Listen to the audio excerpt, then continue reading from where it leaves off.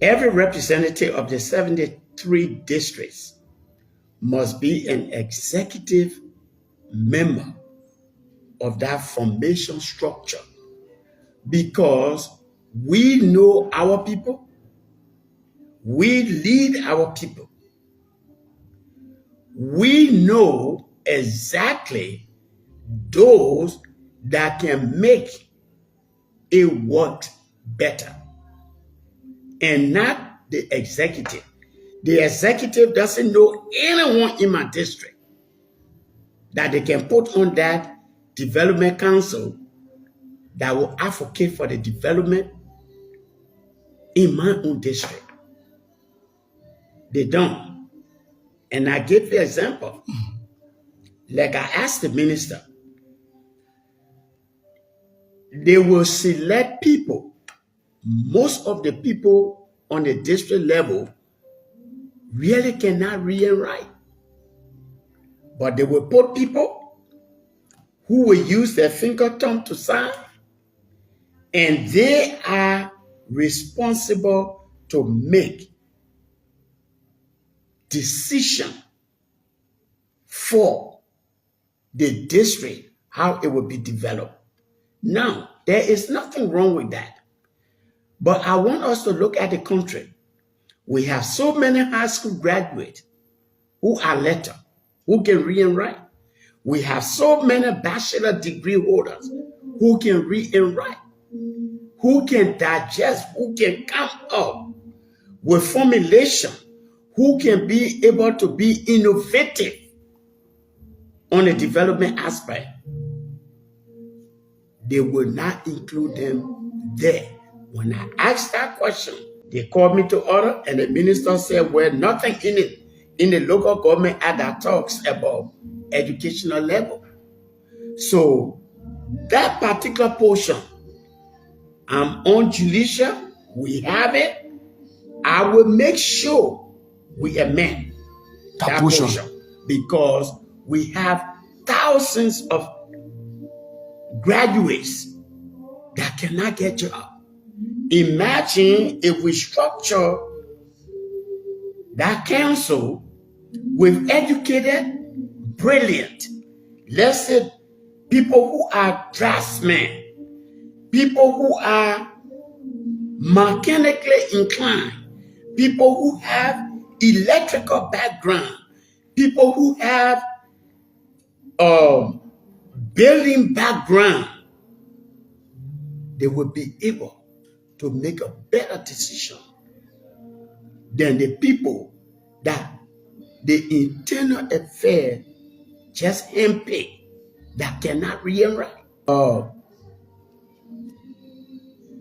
I will support budgetary allotment, but here is my problem. I don't even know how, who that on that particular council. I don't know their thinking. I don't know what thinking they have, what development that they even want to carry to their various districts. Am I only going to think about their salaries? Is that all the budgetary allotment? That's just fraction. In the first place, what I can see here, we plan polling, and the president and I have met, and we have discussed planning. You cannot implement anything without proper planning.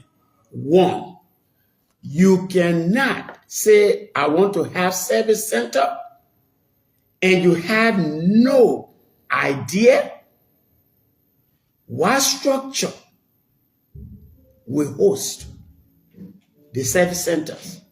How many services will be rendered in that structure? There is now one plan for structure before I would say equipping the structure with manpower. So are you just going to get up one day, you say, oh, Okay, we offering driver's license or we offering birth certificate. How is it going to be? No plan. The first thing to begin with, we want to offer these services. How are we going to house these services? And you put the plan down, whether all the services will be in one stop shop center. You go in this office compartment or in this east wing of this building, you have birth certificate. You go north wing, you have driver's license. You go south wing, you have another function. Is it going to be that way, or how are they going to do it? So that's why you talk about the post setup is a problem. Post setup from the beginning, no planning. And the president is very particular about planning. If you don't have planning, you can't do nothing. You will only talk. It will not be adequately done. And I give you a second example. Everybody in the House of Representatives, they want us to provide vehicles for our staff. Because as we all know, the rainy season is very difficult.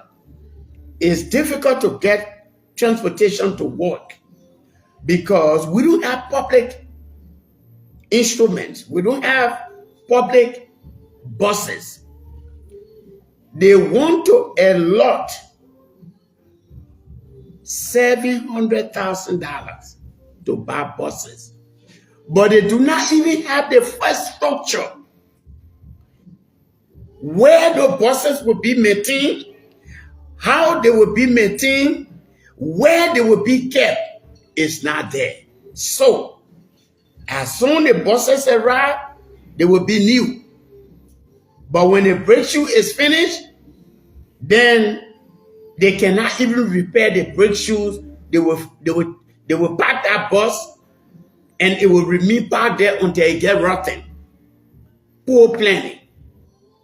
The first thing you do, you build the structure. This is where the staff of buses will be maintained. These are the mechanics that will be working there. Then, phase 2, you buy all the necessary spare parts, quickly replacing spare parts, brakes, shoes, air filter, oil filter, all of that, and you have your storeroom stacked. Then you put in the mechanics that will take care of the buses, because you cannot pack them. The staff will have to come to work and go home. There's no public transportation. When all that is done, then you put money in the budget, order the buses, and then you will be on track.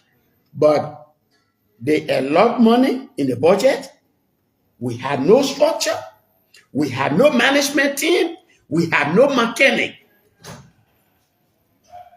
There where my problem is, and the president had problem with that because he and I discussed lengthily.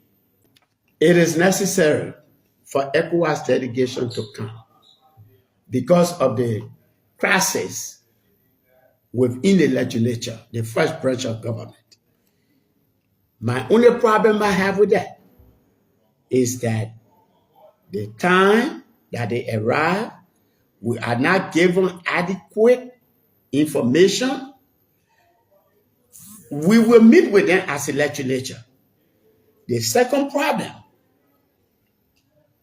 Honorable Edwin Snow, who made the arrangement for the ECOWAS delegation to come, was also a speaker. He was also removed. So he should know that the removal of any speaker is the number. It is not the politics around it. We will meet with the ECOWAS delegation. We have already planned to meet with them in section. ECOWAS delegation They cannot. This is a legislative matter within a particular country. The only thing they can do, see what the problem is, they can advise the both parties, but yet and still, the both parties will make the decision. Whether Fanati want to resign or whether we make the 49 to ask him to leave. Well, what led to the decision was the Senate doesn't have a clue that the joint chamber is under renovation. Last weekend, we heard that they were doing renovation. And renovation can never take place in the joint chamber except the two houses know. And for me, I'm on Julisha. I have to know because my chairman, Michael Thomas, will make sure that that communication will come to Julisha and we all look at it and we make decisions from that point. So it was just a boku misleading, misdirecting the entire country that the joint chamber is under renovation.